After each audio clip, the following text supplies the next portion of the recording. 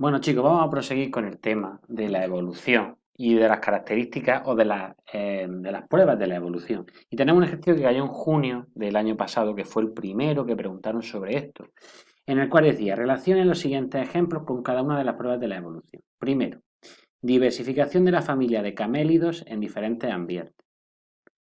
Pues esta prueba es clara, referente a la biogeografía, lógicamente, porque diferentes especies de camélidos quedaron aisladas en diferentes ambientes y han evolucionado de manera independiente. Una prueba biogeográfica. Segundo, características comunes durante el desarrollo prenatal de los vertebrados. Esa claramente es embriológica, porque los vertebrados se parecen mucho al principio, los embriones se parecen mucho, evidenciando un antecesor común. Tercera, similitudes en el ala de un murciélago y un ave.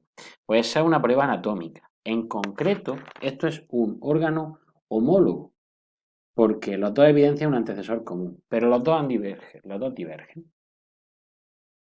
O sea, los dos vienen del mismo sitio, pero divergen.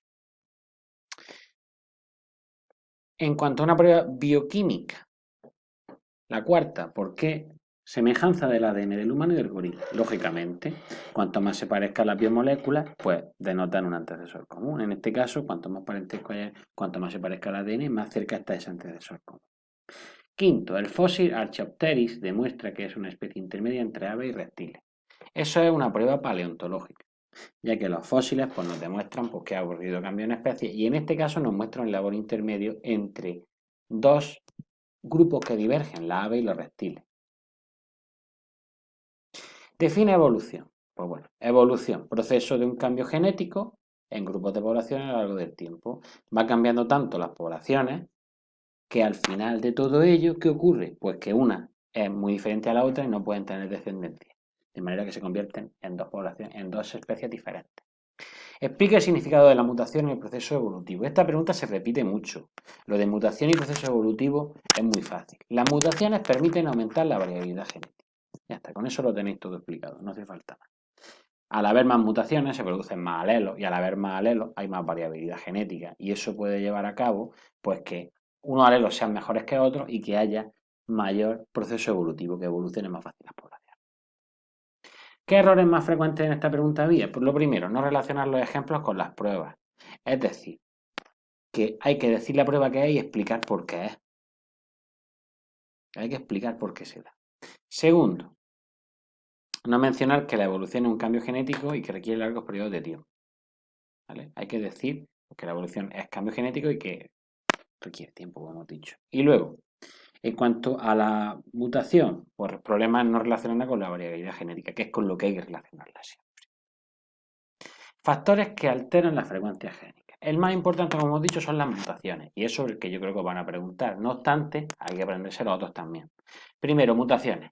Por sí solas no afectan a la evolución, pero proporcionan, como he dicho, variabilidad genética.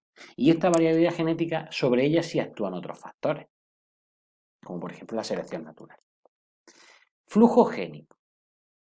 ¿Qué es el flujo génico? Pues que haya movimientos migratorios entre una población. Es decir, que haya grupos que se vayan de esa población o grupos que lleguen a esa población. Eso va a modificar las frecuencias génicas de la población, claramente. Apareamiento selectivo. Pues muchas veces la reproducción no se da al azar, sino que muchas veces afecta el fenotipo. ¿Vale? Los individuos son más llamativos y por ello muchas veces pueden reproducirse más que otros, de manera que aumentan más los genes de la población, más unos que otros. Deriva génica, término muy importante. La deriva génica son cambios génicos debido al azar. Normalmente se trata de pérdida de alelos. Un alelo que está en una población se pierde.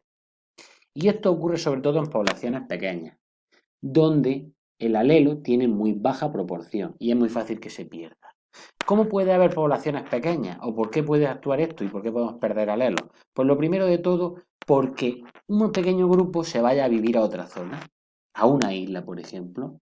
Imaginaos, por ejemplo, que solo hay 10 individuos y de esos 10 individuos hay uno solo que tiene un alelo. Si ese muere, ya ese alelo se pierde en la población. Esto se llama efecto fundador. Y el otro se llama cuello de botella, que es cuando hay crisis ambientales, por ejemplo, un derrame de petróleo y mueren muchos organismos de una especie y solo quedan unos pocos. Pues exactamente lo mismo. Os lo ilustro con una imagen aquí. Fijaos, aquí tenemos la población original. De esa población original se crean tres poblaciones. Pues fijaos, en la población 1 y 3 ya se ha perdido un alelo. Y en la 2 no, pero en la otra se ha perdido. Entonces el efecto fundador es eso, que al crearse poblaciones de un pequeño número es más fácil que se pierdan alelos, debido al azar. Esto se conoce como deriva genética, como hemos dicho. El cuello de botella lo tenéis aquí ilustrado, fijaos. Población inicial. Se produce una crisis medioambiental y se reduce la población. ¿Qué ocurre? Pues que fijaos, solamente quedarían dos individuos con este genotipo, con este fenotipo, ¿no? ¿Vale? Pues eso puede derivar a que estos mueran y se pierdan esos alelos. Con esto acaba el tema de evolución.